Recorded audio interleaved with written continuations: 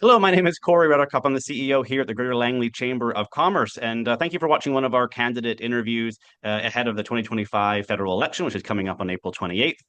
The Chamber has invited each candidate running in Langley's three ridings to participate in one-on-one video interviews like this with the Chamber to introduce themselves to the community and to discuss their priorities and what they want to bring from Langley's perspective back to Ottawa. These videos are going to be posted unedited on our website at langleychamber.com and then through our communication channels in the lead up to final election day. Today, I'm joined by John Aldag, who's running in the riding of Langley Township-Fraser Heights with the Liberal Party. John, nice to see you, and thanks for joining me. Corey, thanks for the invitation to talk to you and to your members. It's always a pleasure. It's campaign season to connect with the Langley Chamber of Commerce. Awesome. Well, I appreciate you taking the time. Do we want to dive in? And did you want to share a little bit about yourself, your background, and kind of what motivated you to kind of get back in the election this time? Sure. Well, I think many of your members have probably encountered me, but for those who may need a refresher or maybe new to the chamber and to Langley, I'm John Aldag. I was the member of Parliament for Cloverdale Langley City for 2 terms. I served 7 years in Ottawa representing the south of the Fraser region, specifically about 75% of the riding was in Surrey, and then the remaining part in Langley City and a sliver of the township. I did that, as I said, for 7 years. And then about just under a year ago, I stepped down to run provincially. That didn't work out the way I had planned. And so I was looking at what was going to be next in my career and my work life post politics. I was ready after 7 years to move on to other things. Then in this campaign, we had a candidate, Nassima Nosto, and she had been approved by the party to be the candidate in Langley Township-Fraser Heights. Unfortunately, Nassima about 2 weeks ago had an urgent medical issue and had to withdraw.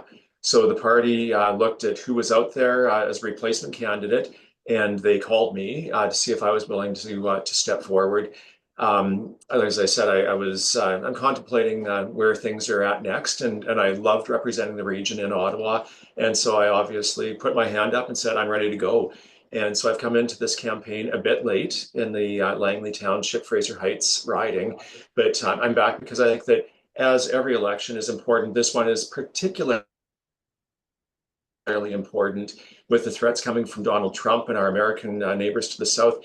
Canada has not faced the kind of challenges that we've seen in more than a generation.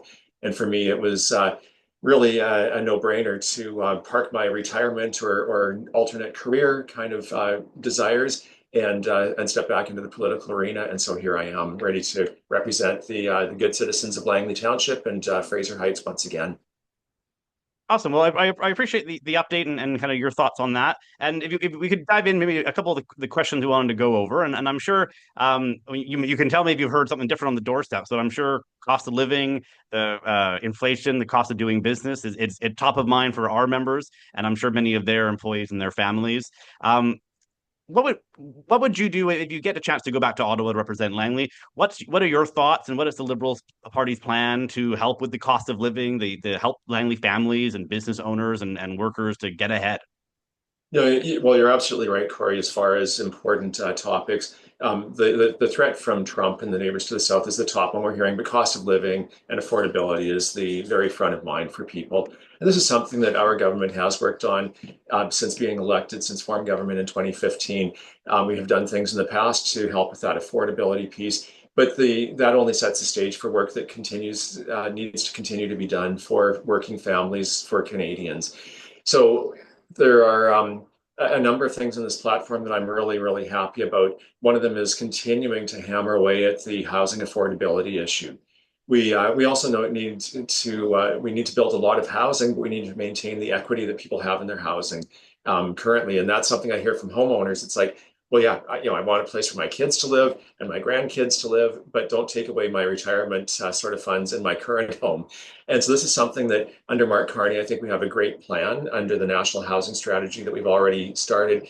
But he's talked about accelerating the pace of housing development in Canada to the target is 500,000 units per year over the next decade. And that is expected to be the amount that we need to meet the demands without super or oversaturating the housing market. So that's one of the really key ones. Something that happened just recently is the removal of the price on pollution from the gas tax, essentially. And although that didn't apply provincially in BC, with the federal government's move to go to a different mechanism or a different way of dealing with climate change, and a lot of those details are still to be worked out, but we've gone away from the price on individuals that they pay on heating fuels and gas, those types of things. That is making a difference in Canadians' pockets. Now, I'm a very strong advocate for dealing with climate change, but it had become so divisive we needed to get rid of it. And so I'm really pleased that Mark Carney, on his first day as Prime Minister, did that. Um, there's a number of programs that we had already started, from $10 dairy care that's still being rolled out, to expansion of the dental care program. All of those types of things help with the affordability issues. And that's sort of the foundation of where we need to go. And we'll continue building forward on that to help put money into the pockets of Canadians. Great. Well, thanks for that. And you mentioned in your comment there the T word. I guess I don't know whether that's tariffs or Trump or both. But I mean, that is a top of mind issue for a lot of our members and people in general. And we know Langley is has a lot of exporters. We have a lot of importers who are impacted by any retaliatory tariffs on American inputs. And then obviously the economic uncertainty that this causes writ large is really concerning. So, I mean, obviously, your party has had to deal with the tariffs thus far. But what's your message for our audience and for Langley Township-Fraser Heights voters on how a re-elected Liberal government and you in Ottawa would help and fight and handle the tariff challenge? And kind of what's your thought on how we both handle the kind of acute issue of tariffs, but also strengthen our domestic competitiveness and internal trade? Yeah, I think that we're seeing a level of erratic behavior from our neighbors to the south, particularly the president, in ways that we didn't see even in his first term. And so what's being having a tariff applied, what isn't, from day to day, it's just such a volatile situation. I think that what Canada needs right now is somebody who can actually be a diplomat, be the level head, the mature person in the room with Donald Trump. I think we need to have a course, as Prime Minister Carney has already set, which is that we will try to maintain the relationships and agreements that we have, such as the Canada-U.S. Mexico agreement. But and there are things we're going to be challenging in international courts to try to have the terms of valid agreements actually upheld. But we need somebody with a level head who's not going to further inflame things unnecessarily, and really have the interests of Canadians at heart. And I think that Mark Carney is the person to do that. So he's demonstrated that I think he's the right person. He is the right person for the challenge that we have ahead. I think it's also made us really, really understand or see that although the Americans have been our best friends and best trading partners for decades, we maybe have overestimated their allegiance to us as Canadians. And this is something that Mark Carney has spoken about. It's time to take some of the other trade agreements that we had negotiated under our government, Canada, Europe, Canada, and the Pacific region, and really work on enhancing the trade agreements that we have to diversify our markets. I also think that, and you touched a bit on this, interprovincial trade is something that has been an irritant for Canadians and Canadian businesses for a long time. And this takes the province's will to be at the table and to help remove these. But I think it's to create a sense of urgency like we've never seen before. And so Mark Carney's already had a couple of meetings with our premiers and leaders of the territories to see how quickly we can remove these interprovincial barriers.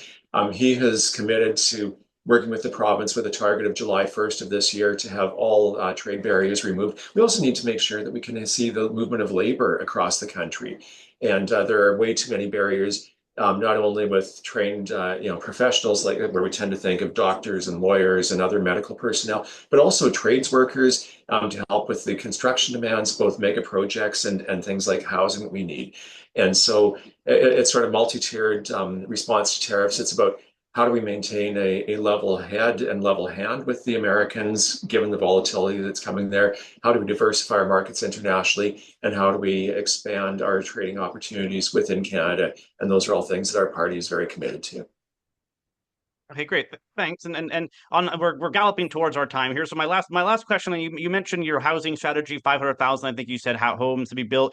One of the irritants for Langley and BC is we often kind of feel in the Confederation maybe we're last on the list, and I know Langley feels certainly that we're growing so fast, and are we getting the infrastructure that we need to support our population growth? And we've done all the right things. We're growing, we're building homes, we're building mixed different types of homes, but we haven't seen the investment in the schools, the hospitals, the roads, the sewers, all the pieces that go with that. So and I know some of that is municipal, some of that is provincial. What do you think is the federal government's role in ensuring that fast growing communities like Langley have the infrastructure? If we're going to be building 500,000 homes across the country, how do we make sure that we have the infrastructure, those hospitals, those roads, those other pieces, to make sure that we have the standard of living? It's a good place to live. We have the functional things that we need here in Langley. And what role does the federal government have to play in that?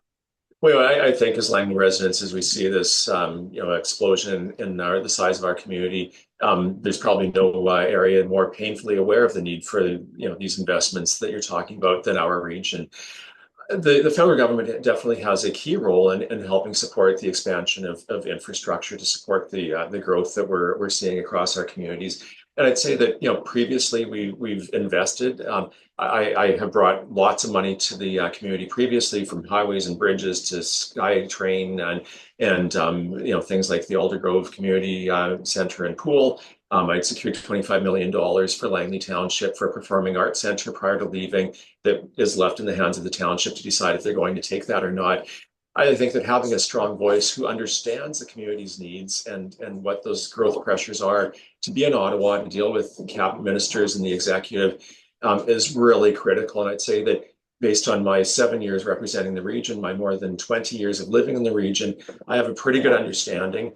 I also work really closely with both my provincial peers and my municipal counterparts, to have discussions. And I'm one of the few federal representatives who has sat down with my municipal colleagues to say, what are your priorities, so I can go to Ottawa and fight for those.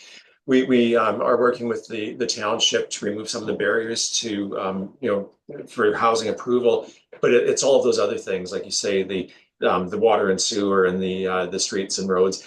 In many cases, the province needs to be at the table. Things like schools, are a provincial responsibility, and so they need to be able to catch up there. We're investing in healthcare system, have committed to maintain our levels, or even expand our levels in healthcare investment. That tends to not build hospitals, but it will make sure that we have the medical personnel to staff them once built.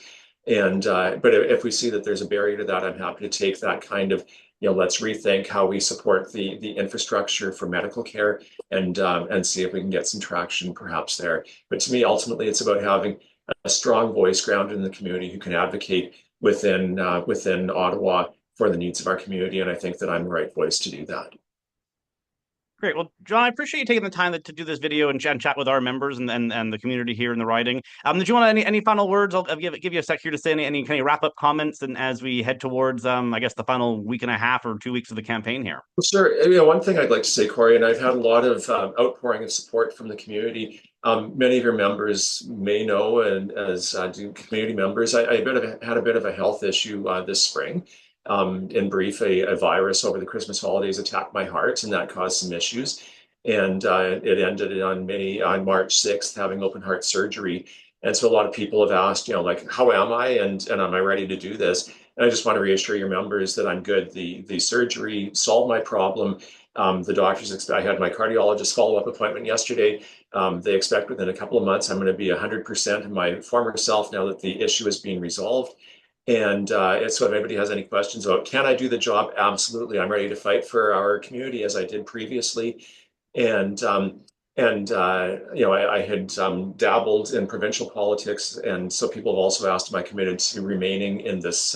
Should I be returned to Ottawa? Absolutely. What I learned through that experience is that my passion, my experience is on federal issues. I know how the system works. I'm being very effective, and I'm ready to go back and to fight for our community again. So if anybody has any hesitations about my commitment or my health, I'm good. I'm here, 100% ready to go. And I would love to represent the needs and interests of the Greater Langley Chamber of Commerce and its members once again in Ottawa. Awesome. John, thanks so much for your time. Glad to see you're on the mend, and all the best for the rest of the campaign trail here. Really appreciate it. Thanks, Corey. Awesome. Take care.